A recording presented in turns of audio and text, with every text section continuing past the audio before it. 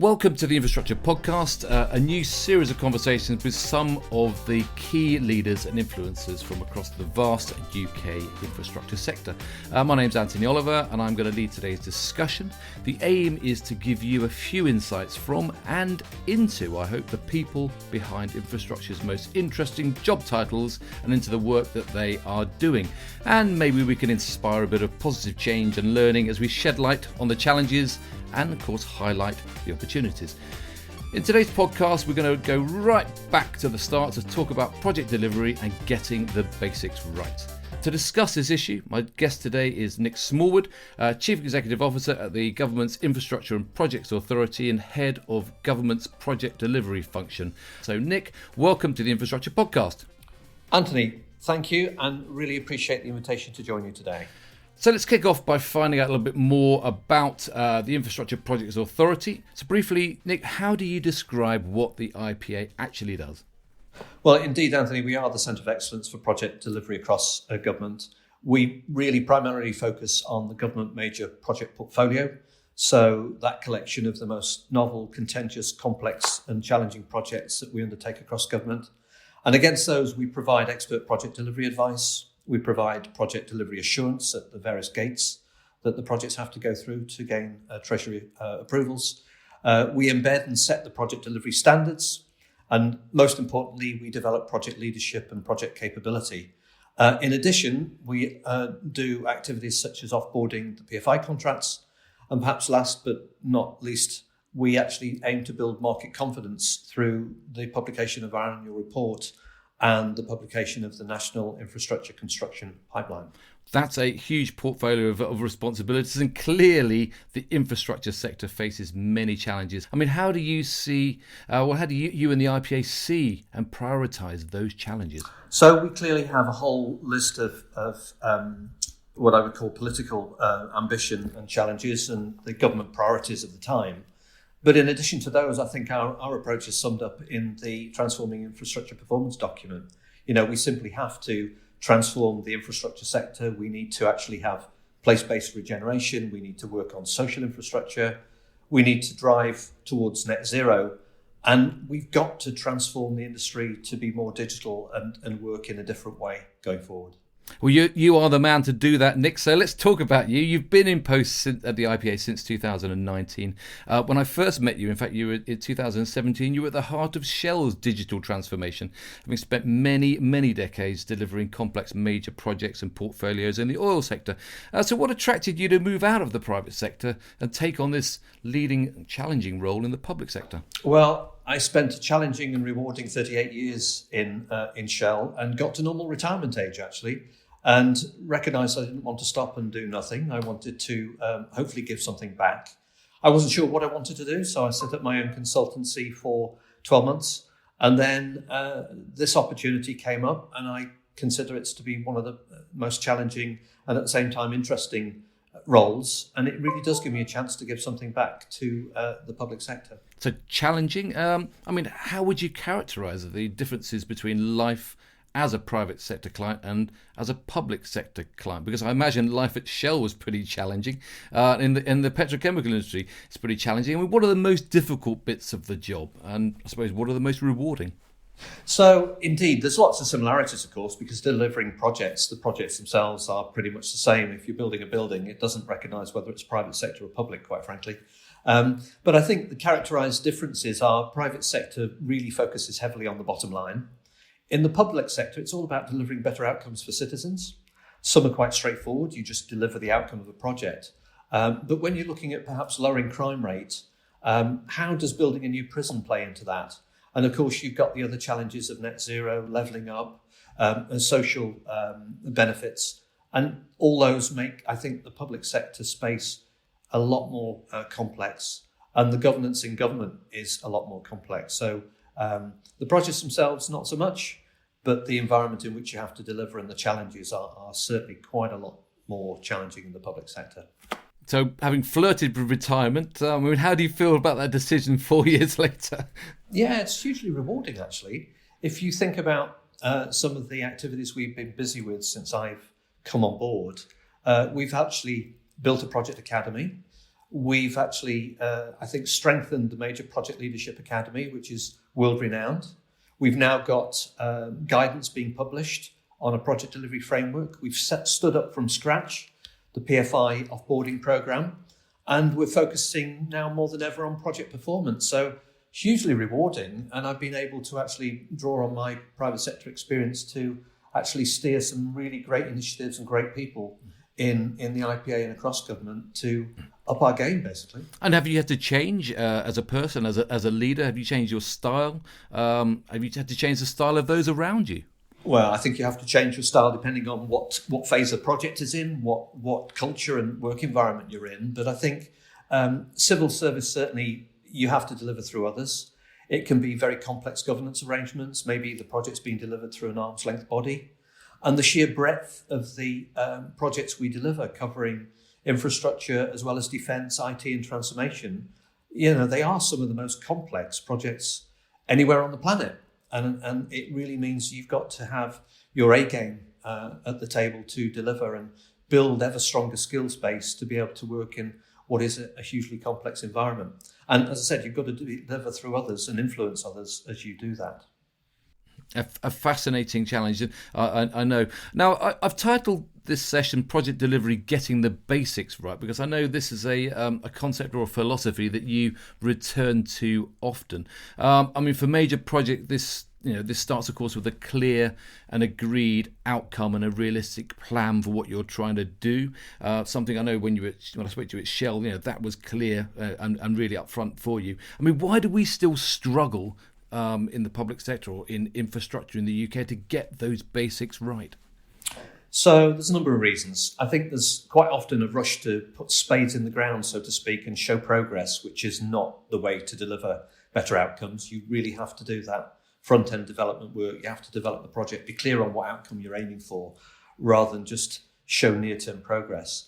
And you've got the other complexities of the planning regulation and the environmental constraints that you work within. So there's a number of reasons why it is quite challenging to just simply focus on the basics. But if I go to your point on planning, realistic planning, you've got to start with being clear on what you're going to do and then getting a realistic plan of how long it's going to take. And quite often announcements are made about point estimates at point dates rather than recognising that projects are by themselves challenging to estimate. There's always going to be a probabilistic range on both the cost and schedule. So we're increasingly getting our heads around how we articulate that to ministers and get alignment on delivering the right results against a realistic schedule.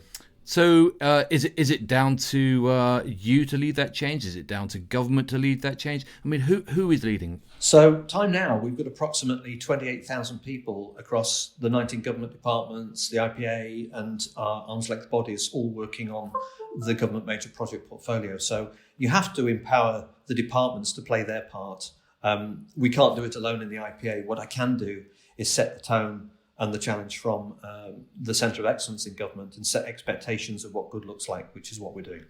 And how can the private sector help accelerate change? So I think there's a great opportunity to see even more collaboration with the supply chain. As we went through the pandemic, we got a really strong relationship with the Construction Leadership Council. They don't want to go back to the world that we left pre-pandemic. They do want to collaborate more with government.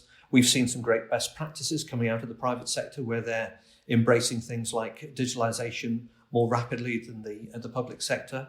And I think everyone needs to be deeply curious about the art of the possible, look at other industries and steal with pride from people who are doing amazing things across the project space, not just in infrastructure. So looking outside, getting a conversation with the supply chain. And actually, we published the construction playbook to legitimately recognise that we want different contract arrangements in the future than we've perhaps had in the past. Okay, I'll talk a bit more about the construction playbook in a moment, but let's just dig in a bit more about leadership, because time and again, certainly at the most recent Major Projects Association annual conference last month, we hear a great deal about the need for better leadership in infrastructure? Not the superhero leaders of the past, but a new generation of leaders that supports these so-called complete teams. I know that IPA is investing to train the next generation of project leaders across the public sector. I mean, how's that progressing, and what have you learned about that challenge? So you're right. At the end of the day, you've got to have the right leaders in place, and they're working in an ever more complex world. As I mentioned, net zero, levelling up, the challenges of inflation that we've got right now, and the need to build new skills to address shortages in industry. So it's not a straightforward environment to work in. And teams deliver projects, not individuals. So the leaders of the future have got to be able to generate that complete team.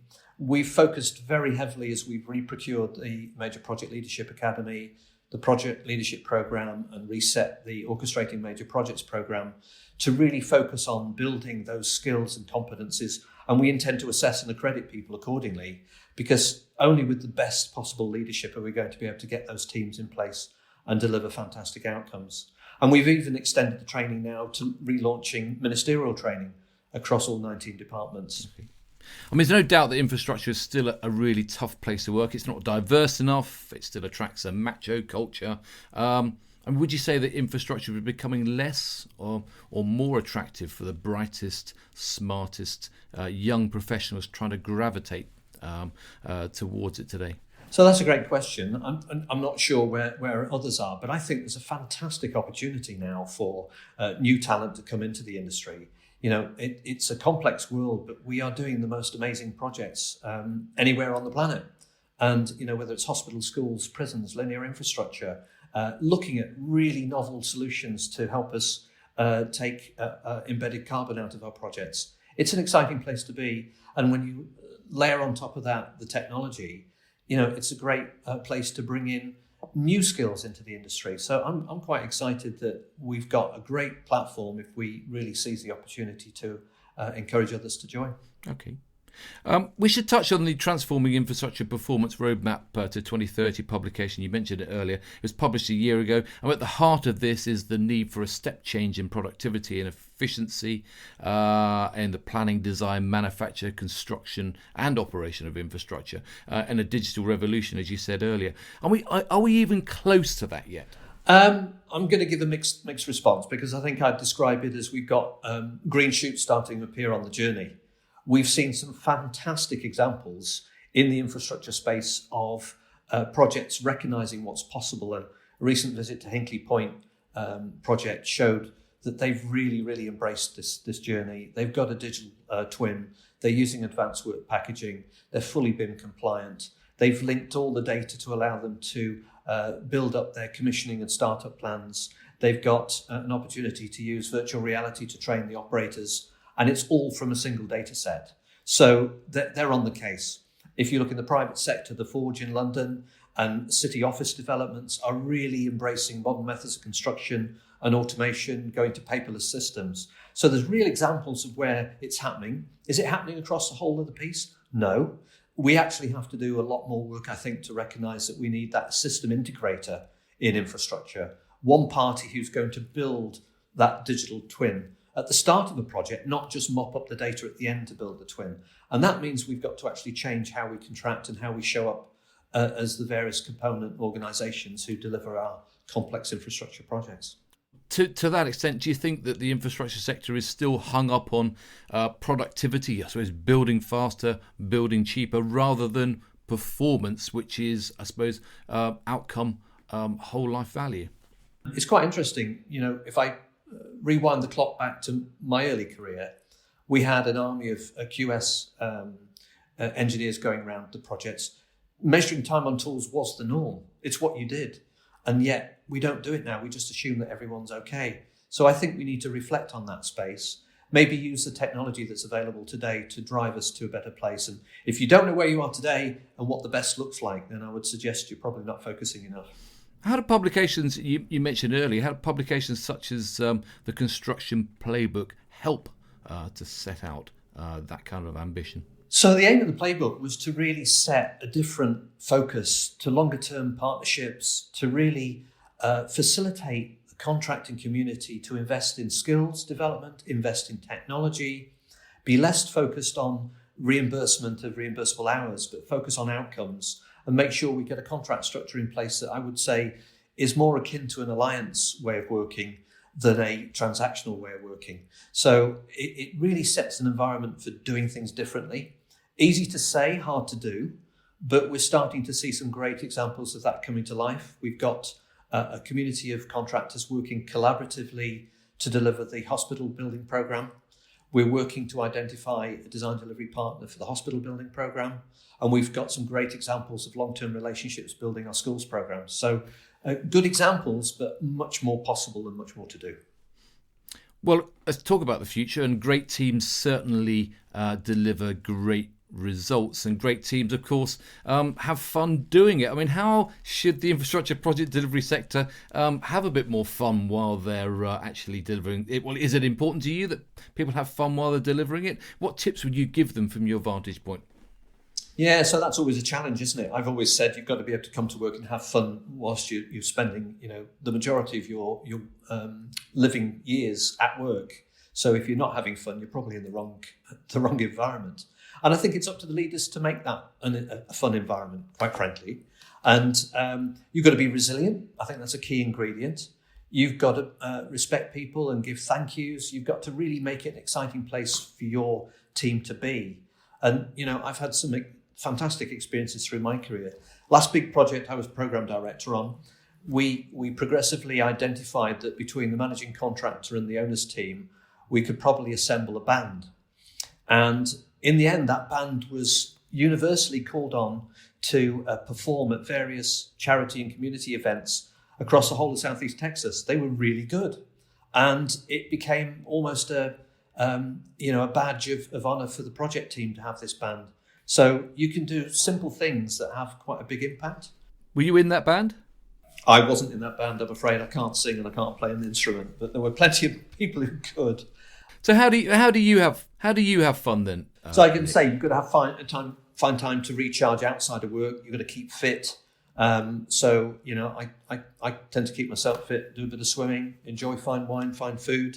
And have as much fun as you can outside of work as you do inside of work. Because the sector has really got to find talent that's going to be crucial, and I suppose making sure that they see the industry as an area they can go and have that kind of fun place to work is very important. Indeed. In fact, that's a great point, Anthony, because I'm of the firm opinion that if you want the sector to find that talent going forward, we've almost got to rebrand it. The construction sector, the infrastructure industry has a bit of a mundane feel and history, but with even more jobs being digital, we should be reflecting that you can make a real difference to the net zero journey. It's exciting. It's the biggest investment we've got in a generation. It's happening in the UK, and what a place to maybe be starting your career as a project professional. So it's certainly not anything like it was when I joined. There's a great opportunity to rebrand it as exciting, digital, automated, and a place where you can actually do a lot more now than we ever could have dreamed possible many years ago. And is that what drives you personally to want to see the UK infrastructure sector succeed then? Absolutely. This is a great opportunity for UK PLC to take the lead. I think we've got some of the brightest and most talented individuals anywhere. And I think we need to seize the opportunity. We've got a government who's committed to the National Infrastructure Strategy investment. So what better time to say, we've got the technology. It's out there. It's available. So let's use it. Let's exploit it for the benefit of not just the individual project, but actually UK PLC. Okay, so just to sum it up then, someone will sum it up for me. I mean, what do you think will help move the dial to get those basics right and really transform the infrastructure performance? I think we've got to really have an understanding of the art of the possible. People have got to see that opportunity, and they've got to be deeply curious of who's doing the best they possibly can. Look outside your immediate environment. Look at what others are doing in a parallel industry, and set the tone. If you're a program or project leader, I think you can set the tone of the art of the possible. Empower your team to go and find smarter ways of doing things, recognizing that digitalization is with us, and make it an exciting, fun place to be. Thank you so much, Nick. Thanks very much for joining me today on the Infrastructure Podcast. Really interesting conversation and really Great to hear your thoughts and insights into the challenge of driving better outcomes across the UK infrastructure sector. Thanks for sharing your thoughts today. Thanks, Anthony. Really appreciate the invitation. Great, that's all we've got time for today, but we have more from the Infrastructure Podcast in the pipeline and more guests to talk to as we continue to probe the big issues that face the sector. If you haven't done so already, do check out the new Infrastructure Podcast website. That's www.infrastructure-podcast.com, where you will find background information and all the latest podcasts to listen to and to share. So thanks again for joining us, and thanks again to Nick. I look forward to seeing you again very soon.